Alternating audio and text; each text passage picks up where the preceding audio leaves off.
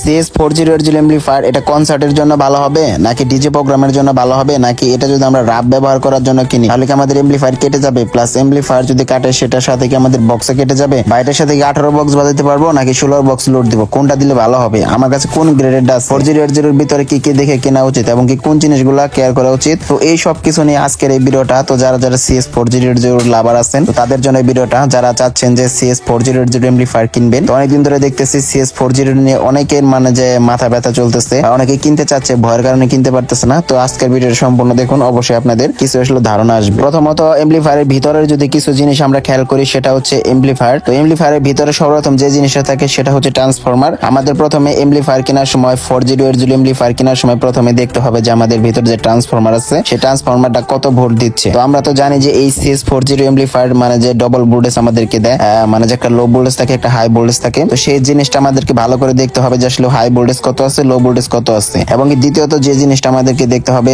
4080 amplifier silicon ট্রানজিস্টরের হয়, metal ট্রানজিস্টরের হয়, এবং কি সিলিকনের ভিতরে দুইটা ট্রানজিস্টর হয়, একটা হলো 2S একটা হলো TTC। তো দুইটা বা তিনটা ক্যাটাগরি যে ট্রানজিস্টর, তো আমাদেরকে দেখতে হবে কোন ট্রানজিস্টর গুলো আছে। সব থেকে ভালো হয় যদি 2S এর ট্রানজিস্টর থাকে তাহলে ওইটা বেশি ভালো হয় সেটটা। মেটালও খারাপ না, মেটালও ভালো, বা TTC একটু হলো সার্ভিস কম পাবেন। তো এই দিক থেকে আপনারা এটা দেখে কিনবেন। আর দ্বিতীয়ত হচ্ছে আপনারা যে জিনিসগুলো বেশিরভাগ খেয়াল করবেন সেটা হচ্ছে ক্যাপাসিটার। আপনাদের ক্যাপাসিটার যে ভোল্ট গুলো এবং কি অ্যাম্পিয়ার গুলো ওগুলো জানি একদম পারফেক্টলি থাকে এবং জানি হাই ভোল্ট থাকে, যাতে জানি আপনারা 15 বা 18 মাল লোড দিলেও জানি ক্যাপাসিটার সহজে জানি না ফুটে। আমি জানি যেভাবে বলে আমি বলে দিচ্ছি এইভাবে আসলে এমপ্লিফায়ার কোনো দোকানদার নতুন কিনে বিক্রি করবে না, বা এরকম মানে যে এমপ্লিফায়ার খুলে এই সব কিছু দেখাবে না। তো তারপরেও কিছু কিছু দোকানদার আছে আপনাদেরকে এইভাবে খুলে দেখাবে, আপনি সেইখানে যান, খুলে দেখে তারপরে এমপ্লিফায়ার কিনুন, তাহলে আপনি অবশ্যই CS4080 এমপ্লিফায়ার থেকে ভালো একটা সাউন্ড কোয়ালিটি আশা করতে পারেন। মূলত অরিজিনাল যে CS4080 এমপ্লিফায়ার গুলো হয় সেই এমপ্লিফায়ার গুলাতে কিন্তু আমরা ফোরুমসে 2000 করে ওয়াটই পাই। বাংলাদেশে যে এমপ্লিফায়ার গুলো পাওয়া যায় এগুলাতে ওয়াট আর একটু হলেও কম আছে। তারপরেও আহামরি না 1500 ওয়াট তো আমরা নির্ধারিত ধরতে পারি যে আসলে আমরা এটা পাবো। তো এই যে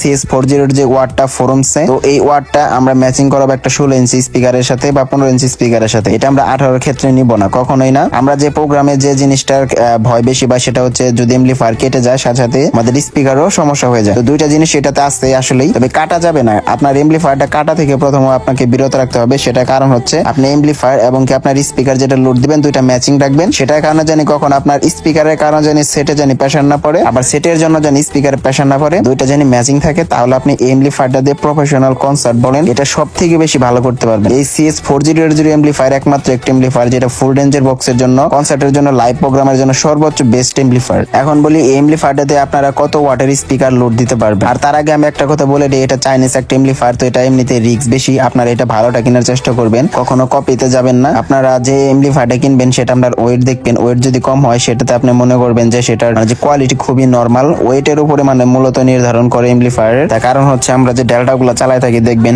দুইটা CS4080 এমপ্লিফায়ারের সমান একটা ডেল্টা প্রায়, তো ওই দিক থেকে আপনারা বিবেচনা করবেন। আর এমপ্লিফায়ার গুলো চালানোর ক্ষেত্রে আপনারা চাইনিজ যে কোন এমপ্লিফায়ার, শুধু 4080 না, আপনারা যে কোন এমপ্লিফায়ার চালানোর ক্ষেত্রে আপনারা স্টেবিলাইজার ব্যবহার করবেন। সেই ক্ষেত্রে আপনারা সবসময় ভালো সার্ভিস পাবেন এবং কি আপনাদের প্রোগ্রাম অনেকটা সুন্দর চলবে। তো চলেন আমরা এখন স্পিকারের কথা বলি। তো এমপ্লিফায়ারটা যদি আমাদের যদি ফোরুমসে যদি 1600 বা 2000 ওয়াট যদি আমাদেরকে প্রোভাইড করে, সেক্ষেত্রে আমরা হেভি প্রেসার পাওয়ার জন্য 4 ইঞ্চি ভয়েস কয়েলের 1000 থেকে 800 ওয়াটের স্পিকার আমরা ব্যবহার করতে পারি। এক্ষেত্রে আমাদের এমপ্লিফায়ার কিছু হবে না, বা স্পিকারও আমরা সাউন্ড কোয়ালিটি অনেকটাই ভালো পাবো। তো অনেক ক্ষেত্রে দেখা যায় এমপ্লিফায়ারটা চিকন এবং কি ছোট হওয়ার কারণে মনে করে এটার ওয়াট কম। তো অনেকেই কি করে এমপ্লিফায়ারটাতে 4 ইঞ্চি ভয়েস কয়েলের 500 ওয়াট 600 ওয়াটের এরকম যে ওয়াটের স্পিকার গুলো আছে তো এগুলো লোড দেয়।